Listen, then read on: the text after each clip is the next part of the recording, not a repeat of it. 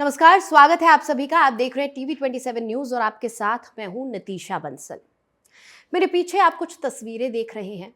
एक संत नजर आ रहे हैं, लेकिन इस संत के पीछे एक इंसान छुपा हुआ है। आज उस इंसान की हम बात करने वाले हैं। आप में से कई लोग इन संत को पहचानते होंगे, कई नहीं भी जानते होंगे, लेकिन आप एक शब्द से वाकिफ होंगे, किन्नर।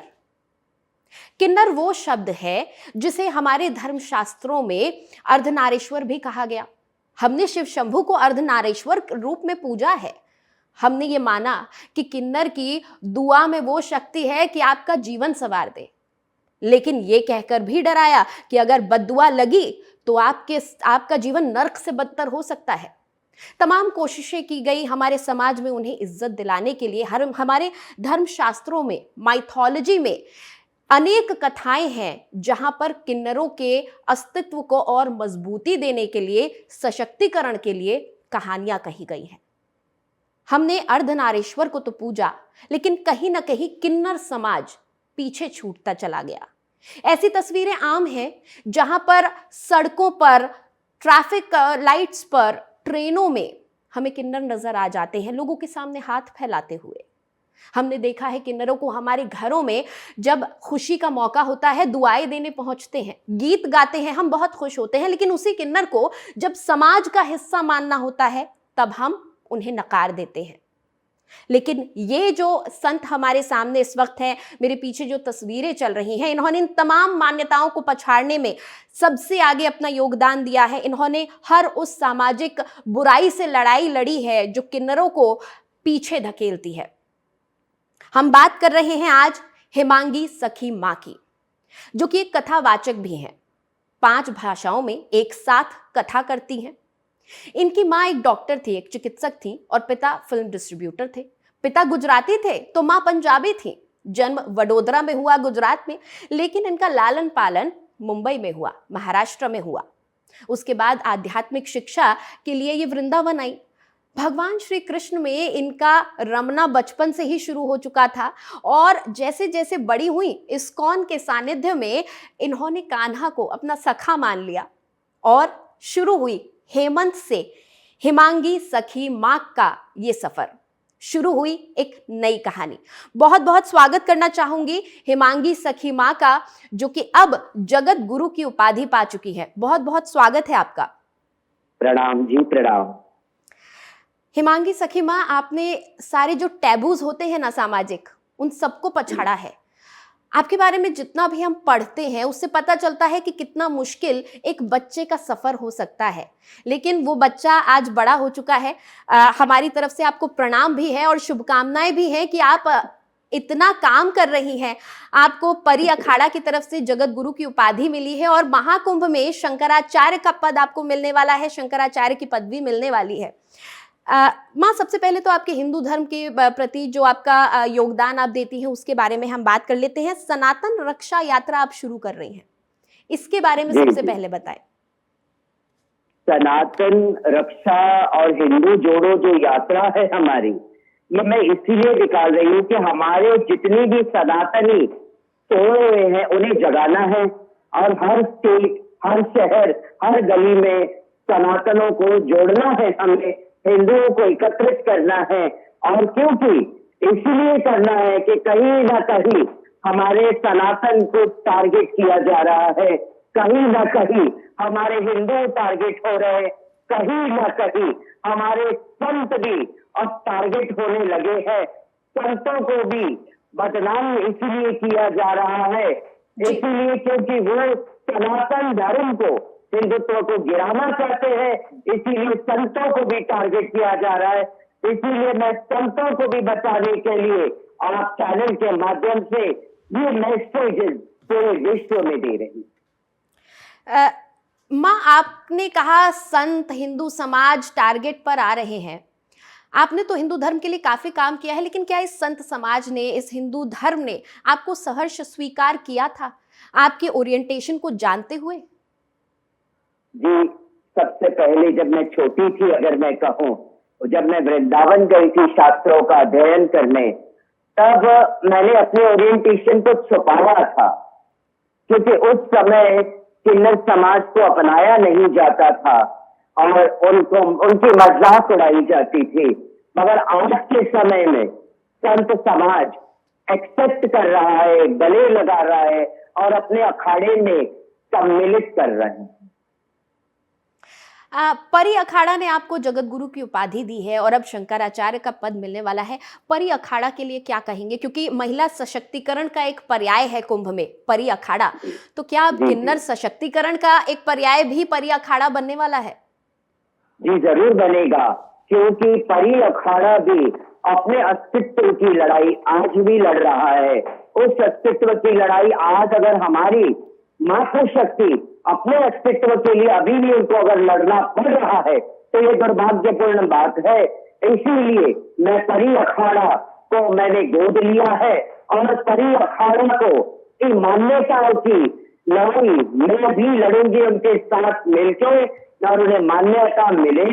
और महिला संत, महिला सन्यासियों का अपना एक अलग स्थान होना चाहिए, क्योंकि महिला सन्यासी महिला पुरुषों के साथ सन्यासी पुरुषों के साथ कैसे रह सकती है। माँ, आज आप महिला सशक्तिकरण और किन्नर सशक्तिकरण की भी बात कर रही हैं, लेकिन आपका बचपन इतना सशक्त नहीं था। अपने उस बचपन में जब आप झांक कर देखती हैं तो हेमंत से हिमांगी सखी माँ तक के सफर को लेकर क्या कहेंगी, क्या याद आता है? याद तो बहुत कुछ आता है। बचपन का जीवन मेरा इतना कड़वा जीवन बीता है कि मैं ही जानती हूँ मेरे जीवन के बारे में। जब हेमंत थी तभी भी मुझे बहुत कष्ट झेलना पड़ा। माता पिता का वियोग बचपन में हो गया, बहन का विवाह करवाया, घर से बेघर होके दाने दाने रोटी रोटी के लिए मैं मोहताज रही बचपन में। मेरा बचपन इतना कड़वा बीता है कि मैं क्या बयान करूं, क्या क्या नहीं बयान करूं मैं, कि मेरा हृदय ही जानता है। मगर बचपन से मैंने सिर्फ एक नाम का सहारा लिया है। जब जब मैं रोई हूँ दिल से तब तब मैंने कहा है, अरे मैं तो प्रेम दीवानी, मारो दर्द ना जाने कोई, जाने तो जाने मारो गिरधर गोपाल, दूसरो न कोई। मैं कान्हा के रंग में रम जाती थी और कान्हा के अलावा मैं सोचती थी मेरा इस दुनिया में कोई नहीं है। क्योंकि मैं जब छोटी थी तब मुझे किसी ने नहीं पूछा, किसी ने नहीं देखा। मेरी माँ जब उनका देहांत हुआ तो उनको देखने के लिए उनके अपने माता पिता भी आने को तैयार नहीं थे। उस छोटे से बच्चों ने मिलकर किस तरह से दाह संस्कार अपनी माँ का किया, मैं क्या बताऊं। बिल्कुल, हम समझ सकते हैं। मेरी जानकारी जहाँ तक है, आप जिस वक्त आपके पिता का देहांत हुआ, आप फर्स्ट स्टैंडर्ड में थी, बहुत छोटी बच्ची, और जब माँ का स्वर्गवास हुआ, जो माँ पिता के देहांत के बाद कुछ मानसिक रोगों से ग्रसित हो गई थी, उनका देहांत हुआ तब आप 6th स्टैंडर्ड में थी, एक बहुत ही छोटा बच्चा जिसे समझ नहीं होती है दुनियादारी की।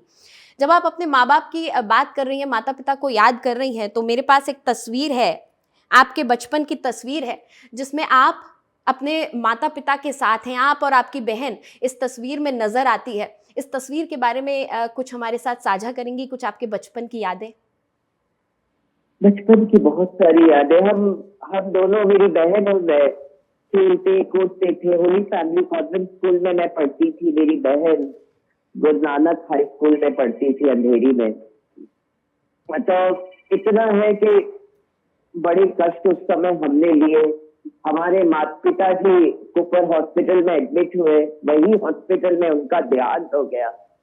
मोहन स्टूडियो में हम लोग रहते थे, मेरे पापा पार्टनर थे मोहन स्टूडियो के। जी जी, और वहीं से शायद कुछ पार्टनरशिप का पैसा भी आपको मिला था काफी समय बाद, जिसके जरिए आप अपने लिए आशियाना खरीद पाई थी, कुछ मदद मिली थी। मेरी मम्मी को उस वक्त मिली थी पापा के देहांत के बाद, और मेरी मम्मी ने उस वक्त यही मुंबई में मीरा रोड में फ्लैट लिया था। और उसके बाद कुछ ही समय बाद मेरी माँ का भी देहांत हो गया। माँ के बाद बहुत मुश्किल रहा होगा समय, क्योंकि माँ भले ही बीमार थी लेकिन माँ का साथ होना ही अपने आप में एक बल दे देता है। बहुत बहुत कठिनाइयाँ आपने अपने बचपन में देखी, पड़ोसियों ने भी आज अत्याचार किए। जी। बहुत अत्याचार, हमारे घर में खाना नहीं होता था तो हमारे पड़ोसी हमें ऐसे रोटी है ना न्यूज पेपर में डाल के से फेंक देते थे, लो खा लो। लोग कभी कभी तो ऐसा मन होता था कि बिल्डिंग के टेरेस पे चली जाओ और खुद के अपनी जान दे दो, और कुछ नहीं चाहती थी। फिर कान्हा की याद में तल्लीन हो जाती थी और फिर मुझे लगता था कि मंजीरे और करताल और मृदंग की आवाज सुनाई देती थी और मैं मंदिर की ओर चली जाती थी। तो बिल्कुल, आपकी आंखों से बहती हुई ये अश्रुधारा बता रही है कि उस बच्चे ने कितना कुछ सहा था उस दौरान। लेकिन आज हिमांगी सखी माँ, वो बच्चा जो इतने कष्ट झेल रहा था, आज वो सशक्त हो चुका है। आज वो समस्त किन्नर समुदाय का चेहरा बन चुका है। आज वो जगत गुरु की उपाधि पा चुका है और महाकुंभ में, जो कि जनवरी के तीसरे सप्ताह में शुरू होने वाला है, महाकुंभ में शंकराचार्य की पदवी पाने वाला है। तो दायित्व आपके बहुत ज्यादा बढ़ जाएंगे अब, न सिर्फ किन्नर समुदाय के प्रति बल्कि मानवता के प्रति दायित्व आपके बहुत बढ़ने वाले हैं। कोई रोड मैप आपने तैयार किया है, कोई रूपरेखा तैयार की है कि किस दिशा में कैसे काम करना है, कैसे वो बच्चा जो आज मजबूत बन चुका है, जिसे आज कोई पछाड़ नहीं सकता, जिस पर कोई अत्याचार नहीं कर सकता, वो कैसे आगे काम करने वाला है मानवता के लिए? देखिए, मैं आपको बताऊं, ये समाज ही हमें मजबूत बनाता है। समाज हमारा सबसे बड़ा गुरु है जो आपको शिक्षा दे देता है और आपको मजबूत भी बनाने वाला समाज ही है। और जहां तक आगे के रोड मैप की बात है, तो मैं इस कुंभ के अंदर हमारे किन्नर समाज को जोड़ूंगी, हमारे किन्नर समाज को महामंडलेश्वर की पदवी दूंगी, उनको शिक्षित करना है, उन्हें दीक्षा देनी है और धर्म के रास्ते पे किस तरह से हमें चलना है उसका मैं उन्हें ज्ञान दिलवाऊंगी संतों के माध्यम से। ये मेरा रोड मैप है। और कुंभ के दौरान हम जितने हो सके सनातनियों को जोड़ेंगे। केरला में जितना धर्मांतरण हो रहा है इस वक्त, ईसाई धर्म में परिवर्तित हो रहे हिंदू, उस केरला में भी जाके हम बहुत जल्द शंखनाद करेंगे और सनातन को एकत्रित करने की एक भव्य यात्रा भी हमें निकालना है। तो उसका भी रोड मैप तैयार हो रहा है। और कुंभ में मैं पुनः एक बार श्रीमद् भागवत का कथा करने का प्लान कर रही हूँ। और ग्राउंड लेवल पे जितने भी लोग श्रद्धालु बाहर से आते हैं, हम चाहते हैं कि हम सबके चरणों की सेवा करें। हम दासत्व को स्वीकार करते हैं, दासानु दासानु दास। माँ, आज आप कह रही हैं आप भागवत कथा करेंगे, कुंभ में एक बार फिर भागवत कथा करने वाली हैं आप, और 5 भाषाओं में आप कथा करती हैं। आप एक प्रथम कथावाचक हैं, इकलौती कथावाचक हैं जो कि 5 भाषाओं में कथा करती हैं, पंजाबी में, मराठी में, गुजराती में, हिंदी में और अंग्रेजी में। और आपको ख्याति भी ज्यादा तभी प्राप्त हुई थी जब आप विदेश यात्राएं करने लगी थी, वहीं से हिमांगी सखी माँ का नाम और कीर्ति फैलने लगी थी। लेकिन माँ, ये जो आज धर्मगुरु है, ये जो आज जगत गुरु है, जब हेमंत वाले स्वरूप को देखती हैं, या फिर हेमंत से हिमांगी पांचाल के बीच का जो ट्रांजिशन फेज था उसको मुड़कर देखती हैं, तो कोई एक चीज ऐसी है जिसको आप चाहती हैं कि काश मैं बदल पाती? देखिए, मैं एक बात बताओ, माँ बाप जब बच्चे को जन्म देते हैं तो बड़े खुश होते हैं कि नहीं होते? जी बिल्कुल बिल्कुल, है ना। वो सोचते हैं कि हमने बेटा पैदा किया है, ऐसा उनको लगता है। मगर उन्हें ये नहीं पता कि हम बच्चों को पाल पोस के बड़ा कर सकते, उनके नसीब को नहीं बदल सकते हैं जो इस पृथ्वी पे आने से पहले वो लिखा के आए थे, है ना जी। तो आपको मैं बताऊं, जब मेरी हेमंत की जिंदगी थी तब मैं यहाँ से मुंबई से वृंदावन की ओर निकली, क्योंकि बचपन में मैं इस्कॉन के साथ जुड़ी हुई थी और रोज सुबह श्रीमद् भागवत का श्लोकों का अध्ययन करते थे और शाम को श्रीमद् भागवत का अध्ययन होता था, भगवत गीता का अध्ययन होता था। बॉम्बे के इस्कॉन ने मुझे दिल्ली भेजा, दिल्ली से मुझे वृंदावन जाने की उत्कंठा थी, मेरे शाम के दरवाजे जाने की उत्कंठा थी, तो मैं वहां से ही निकल पड़ी। और वृंदावन में मुझे तब कोई नहीं जानता था, तो मैं वृंदावन में रह के वहां मुझे कुछ परिचित लोग मिले, तो उन्होंने मेरा रहने का अरेंजमेंट किया, खाने का अरेंजमेंट किया, और एक्सटर्नल वृंदावन में रह के मैंने सेवाएं की। और मुझे गुरु मिले वहां पे सबसे पहले, और वो गुरु ने मुझे दीक्षा दिया। मेरे गुरु का नाम वेद व्यास प्रिय स्वामी है, और उन्होंने मुझे दीक्षा देके उन्होंने मुझे सर्वप्रथम यही कहा कि आप भगवत गीता का पूरा कोर्स करो इंग्लिश में, श्रीमद् भागवत का कोर्स करो, आगे का आपका मार्ग है, मैं चाहता हूं कि आप प्रचार करो। तो उस वक्त मैंने मेरे गुरुदेव से एक ही चीज छुपा रखी थी कि मैं पुरुष नहीं हूं, मैं अर्धनारीश्वर हूं, किन्नर हूं मैं अंदर से। तो मैंने ये छुपाए रखी थी, मगर उनसे ज्ञान प्राप्त करने के बाद एक दिन मेरे गुरुदेव ने स्वयं कहा कि आप में कुछ गड़बड़ हमें लगती है, कि आपके अंदर औरत्व, औरत की तरह बैठना उठना चलने जैसा भाव है, तो आप क्लियर करें तो अच्छा रहेगा। तब मैंने मेरे गुरुदेव से सारी बातें बताई, और उन्होंने एक ही चीज कहा कि now you are bonafide to cultivate this knowledge, तो I want you go back to Bombay and cultivate this knowledge to your kind of a people. फिर तब से मैंने मुंबई आके अपनी साड़ी पहनी और सत्संग और प्रचार करना स्टार्ट कर दिया था। माँ बार बार कहती हैं कि कान्हा को मैंने अपना सखा माना है। लोग लाल कहते हैं, बाल गोपाल कहते हैं, मैं उन्हें सखा कहती हूँ। और ये तो सच है, कान्हा तो वो हैं जिन्होंने 16,000 रानियों की मदद की, उन्हें शरण दी। कान्हा वो हैं जिन्होंने सुदामा जैसे दोस्त का एक उदाहरण दुनिया में पेश करा। सुदामा कान्हा के बिना अकेले हैं, और आप कहती कि मैं मीरा के पद चिन्हों पर चलती हूँ, उन्हें सखा मानती हूँ। और मुझे लगता है कान्हा ने ही कई रूप में आकर आपके इस जीवन काल में आपकी मदद भी की है। वो इंसान भी थे, वो काम भी थे। कई ऐसे लोग थे जिन्होंने इस पूरी यात्रा के दौरान आपकी मदद भी की थी। कई मित्र बने, कई सखा भी आपके बने थे। सही कहा आपने। मेरे कान्हा का प्रत्यक्ष मैंने महसूस किया है ब्रजमंडल में, कि मुझे जब कभी किसी चीज की जरूरत होती थी सामने से, अगर मैंने शाम को सोचा है तो सुबह तक मेरे पास हाजिर हो जाता था। मैंने कान्हा को वहां वृंदावन में जगह जगह कण कण में मैंने महसूस किया है मेरे कान्हा को। और तभी तो मैं गाती रहती हूँ, मैं तो मैं दीवानी, मैं तो मैं दीवानी, बोलो दर्द बजाने को, बोलो दर्द बजाने को, जाने तो जाने मारो गिरधर गोपाल, दूसरो न कोई। मैं वृंदावन में जब भी जाती हूँ तो मैं मेरे बिहारी जी के दर पे जाके माथा टेकती हूँ, और मैं मेरे बिहारी जी को कहती हूँ, ये कैसा चमत्कार तूने कर दिया हमारे जीवन में, कि एक जमीन को कंकड़ को आसमान का सरताज बना रहे हो। आपने प्रण भी तो लिया था वृंदावन से निकलते वक्त, जब मुंबई जा रही थी, आपने प्रण भी तो लिया था कि कान्हा जब तक मेरा मान सम्मान वापस नहीं आएगा, मैं इस धरती पर, ब्रिज की धरती पर वापस कदम नहीं रखूंगी। तो शायद ये आपके कान्हा का ही प्रताप है कि वो मान सम्मान इस रूप में वापस आया कि आज आप जगत गुरु और शंकराचार्य की पदवी हासिल कर रही हैं। सही कहा आपने, ये मेरे बिहारी जी की देन है, क्योंकि मैं जब निकली थी वृंदावन से गुरु की आज्ञा से, मुझे बड़ा दर्द हुआ कि मैं मेरे बिहारी जी को छोड़ के जा रही हूँ। तो मैं बिहारी जी पे जोत जलाई और मैंने ये कहा कि मेरे मान सम्मान, सारो मान सम्मान है, मेरे मान सम्मान से आप जब बुलाएंगे तब मैं आऊंगी, तब तक मैं ब्रज में कदम नहीं।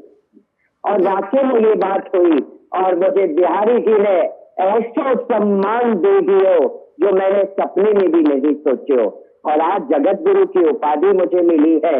और मैं अब बिहारी जी के दर्शन करने के लिए जरूर पहुंचूंगी, मैं बिहारी जी के चरणों में जाऊंगी। और मेरा एक ही कहना है बिहारी जी से कि मेरे जब आखिरी समय इस दुनिया में आए तो है बिहारी जी, तेरे चरण में आओ, तेरे दर पे माथा टेकूं तो माथा उठाने का हुक्म ना हो, कैसा तेरे अंदर समा जाओ मेरे बिहारी। माँ, आपको कान्हा जी का साथ तो हमेशा मिला, लेकिन जीवन के इस सफ़र में आपने अलग करियर्स को भी अपनाने की सोची, क्योंकि आपने बताया इस्कॉन का साथ आपको हमेशा मिलता रहा, लेकिन ज़िंदगी में पैसों की भी ज़रूरत होती है। छोटी बहन भी थी आपकी, आपको उसकी भी सही कहा। जिम्मेदारी उठानी थी। इस जी बीच जी आपने जी बॉलीवुड का भी रुख किया था और आपने बॉलीवुड की फिल्मों में एक्टिंग की, आपने तेलुगु पिक्चर में एक्टिंग की और उसके बाद में आपने हॉलीवुड तक का भी सफ़र तय किया।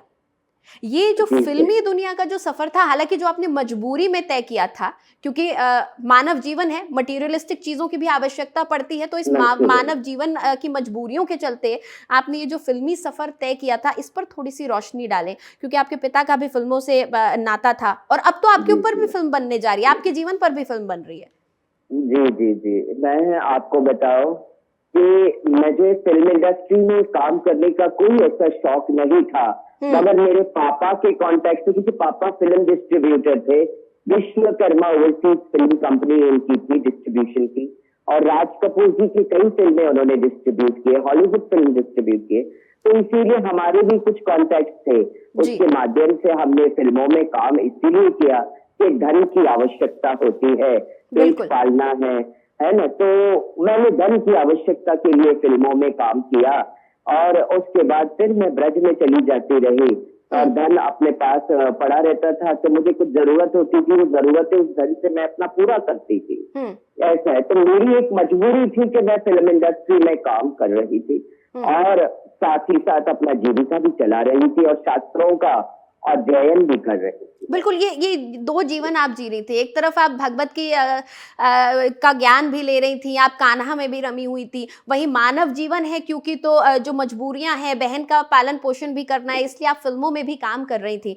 जी जहाँ तक मेरी जानकारी है, आपने फ्लैट तक बेच दिया था अपनी ज़िम्मेदारियों के निर्वहन के लिए, अपनी बहन के लिए?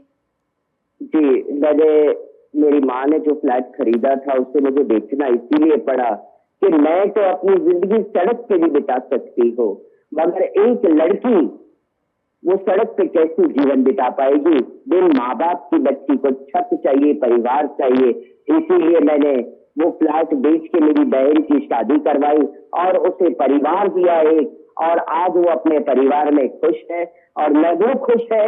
मैं परमात्मा से यही कहती हूँ, कृष्ण से यही कहती हूँ, जिस तरह से द्रौपदी को आपने बहन माना और उसकी लाज की रक्षा हमेशा की, इसी तरह से मेरी बहन को भी आप अपनी बहन मान के उसकी लाज की, उसके जीवन की आप ही रक्षा करेंगे। आपकी बहन आती हैं, कभी आपकी कथा सुनने आई हैं? नहीं, उन्होंने तो मुझे छोड़ दिया, अच्छा, उन्होंने मुझे छोड़ दिया। इतने सब के बाद? जी, क्योंकि मैं किन्नर हूं ना, इसीलिए। किन्नर होना सबसे बड़ा पाप है समाज के अंदर, मैं आपको बताऊं। अपने हक की मांग करने के लिए सबसे बड़ा पाप है, क्योंकि किन्नर समाज अपने हक नहीं मांग सकता है। कितनी बार कोई किन्नर मांगी सखी का भी शोषण हुआ है, क्या कहूं। हिमांगी जी, शिखंडी भी एक किन्नर थी और पितामह भीष्म के अंत का कारण ही वो बनी थी। सही कहा ये आपने। ये जो आज के युग की शिखंडी है, ये जो हिमांगी सखी माँ है, अब ये किसके अंत का कारण बनने वाली है? जीवन का, हर किसी के जीवन का एक लक्ष्य होता है और आप तो इतनी ज्ञानी हैं, इतनी आप एक विदुषी हैं। आपके जीवन का लक्ष्य क्या है? किसका अंत करना चाहती हैं? क्या ध्येय है? पापियों का अंत करना चाहती हो, जो संतों को टारगेट करते हैं उसका अंत करना चाहती हो, जो हमारे भारत की धरोहर है, धर्म गुरु है, उनको बचाने के लिए ऐसे पापी असुरों का अंत करना चाहती हूँ मैं। इसीलिए मैं कभी कभी त्रिशूल भी उठाती हूँ तो परशु भी उठाती हूँ। भगवान परशुराम ने परशु क्यों उठाया था? इसीलिए कि ऐसे आसुरी प्रवृत्ति के लोगों को अंत करने के लिए परशु उठाया था। तो युगमार्गी सखी भी शिखंडी बनकर युग के अंदर तांडव करेगी और इन पापियों का अंत करने के लिए खड़ी होगी। हिमांगी जी, लगातार हम बात कान्हा की कर रहे हैं। इस्कॉन से आप लंबे समय तक जुड़ी हुई थी। आप कह रही हैं कि आप धर्म की रक्षा करना चाहती हैं, पापियों का नाश करना चाहती हैं। जब बात धर्म की हो रही है, बात इस्कॉन की हो रही है, तो मुझे लगता है इस वक्त बांग्लादेश का जिक्र भी हमें कर लेना चाहिए। वहां इस्कॉन मंदिर को जला दिया गया, गिरफ्तारियां हुई, और अभी आज की ही ताजा खबर है हिमांगी जी, 2 और इस्कॉन मंदिरों को जला दिया गया है। वहां रखी मूर्तियां जलकर खाक हो गई हैं। हिंदुओं पर लगातार बांग्लादेश में अत्याचार हो रहा है।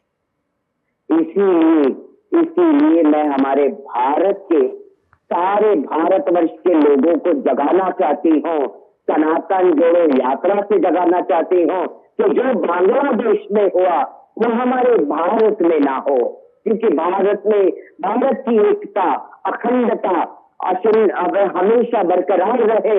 कोई बाहर का व्यक्ति भारत के लोगों का फायदा ना उठा सके। इसीलिए पूरे भारत में जितने भी हम लोग कहते हैं हिंदू, मुस्लिम, सिख, ईसाई, सभी है भाई भाई। तो मैं सबको कहती हूँ, आप सब सनातनी हैं, आप सबके पूर्वज हिंदू रहे हैं, तो आओ एक हो, एकजुट हो।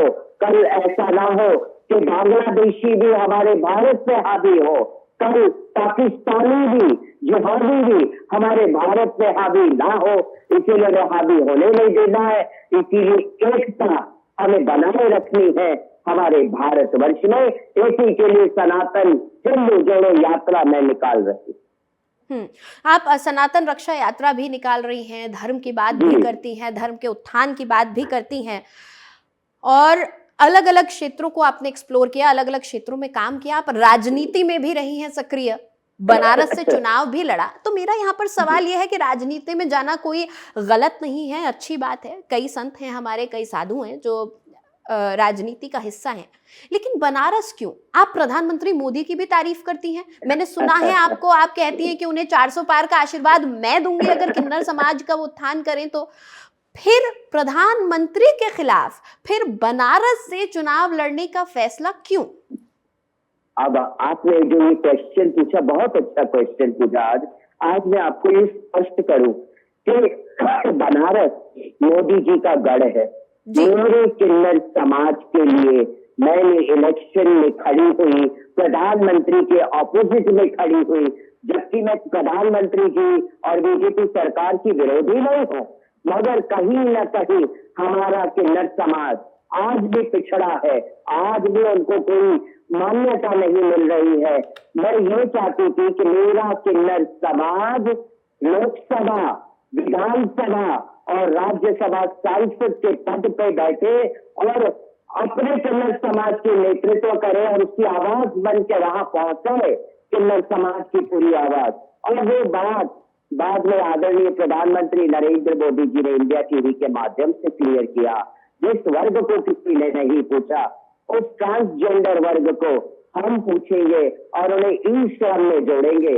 और उसी के साथ साथ बनारस के कई विधायक हमारे पास आए मनाने, तो फिर हमने भी कहा कोई बात नहीं, हमने एक लोकसभा, बनारस लोकसभा सीट का महात्याग बीजेपी सरकार के लिए किया, आदरणीय प्रधानमंत्री नरेंद्र मोदी जी के लिए किया, गृह मंत्री अमित शाह के लिए किया, जेपी नड्डा जी के लिए किया, मगर ये सब हो गया और उसके बाद सरकार भी बन गई।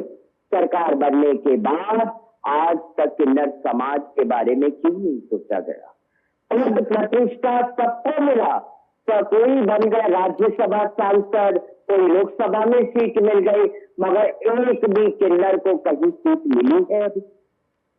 तो हिमांगी जी, आप किसी और सीट से चुनाव लड़ सकती थी, शायद बीजेपी का ही आपको समर्थन मिल जाता, आप कहीं से चुनाव लड़के संसद में भी पहुंच सकती थी, वहां से भी आवाज बुलंद कर सकती थी। क्यों प्रधानमंत्री के खिलाफ? क्योंकि आपने कभी उनके खिलाफ बोला नहीं है, लेकिन ये थोड़ा अचंभित करने वाला था कि चुनाव जब लड़ना था तो उनके खिलाफ लड़ रही थी आप। देखिए, बीजेपी और नरेंद्र मोदी जी, आदरणीय प्रधानमंत्री जी का गढ़ ही बनारस है। वहां से जो मैसेज जाएगा वो मैसेज कहीं और स्टेट से नहीं जा सकता। ठीक है, ठीक है। हिमांगी जी, इस बीच आपने धीरेन्द्र शास्त्री जी की यात्रा में भी आप उनके साथ नजर आई थी। आप खुद सनातन रक्षा यात्रा निकाल रही हैं, पहली किन्नर कथावाचक हैं, पहली ऐसी कथावाचक हैं जो 5 भाषाओं में एक साथ कथा कर सकती हैं। तो अब क्योंकि समय का भी अभाव है, आपसे बातें करने के लिए मुझे लगता है इतने पहलू हैं। आज हमने इस अल्प समय में आपके जीवन के कई पहलू छुए हैं। उस बच्चे की के अंदर के दुख को भी हमने आज इस स्क्रीन के माध्यम से देखा है। तो आपके लिए आपसे बात करने के लिए, आपको जानने के लिए समय तो मुझे लगता है कम हमेशा पड़ता रहेगा, लेकिन क्योंकि अभी समय ज़्यादा नहीं है, तो मैं चाहूँगी कि इस कार्यक्रम के अंत में आप कि जो 5 भाषाओं में आप कथा करती हैं, उन 5 भाषाओं में कुछ हमें भी सुनाएं, कुछ हम भी भागवत कथा का आनंद ले पाएं, हमारे दर्शक भी ले पाएं।